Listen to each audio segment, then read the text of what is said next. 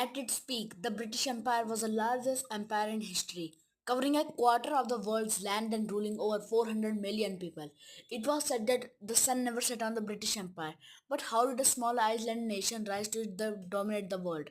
And what led to its dramatic fall? This is a story of the rise and the fall of British Empire.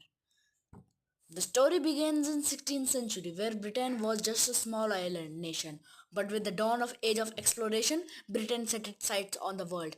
The Royal Navy became the backbone of the empire, allowing Britain to explore, trade and conquer. By the 18th century, Britain had established colonies in America, Caribbean and India. The Industrial Revolution gave British an edge with advanced technology and a booming economy. It was the Battle of Plassey in 1757 that marked a turning point. With this victory, the British gained control of India, the jewel in the crown of the empire. By the 19th century, under Queen Victoria, the British Empire reached its zenith. It spanned continents from Canada to Australia, Africa to Asia. The empire was built on trade, resources, and unfortunately the exploitation of colonizing people. Segment 2, Height of the Empire. At its height, the British Empire was a global superpower. It controlled key trade routes, extracted wealth from its colonies, and spread its culture and language across the world. But this dominance came at a cost.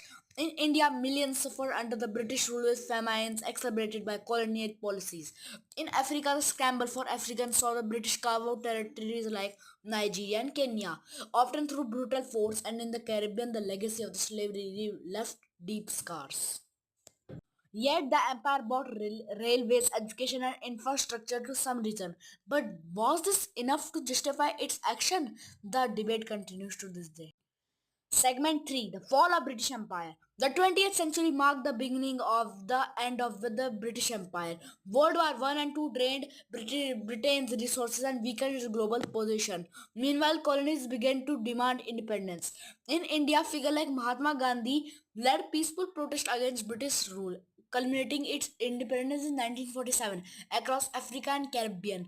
Nationalist movement gained momentum. By 1960, most colonies has gained independence. The final blow came in 1957 during the crisis.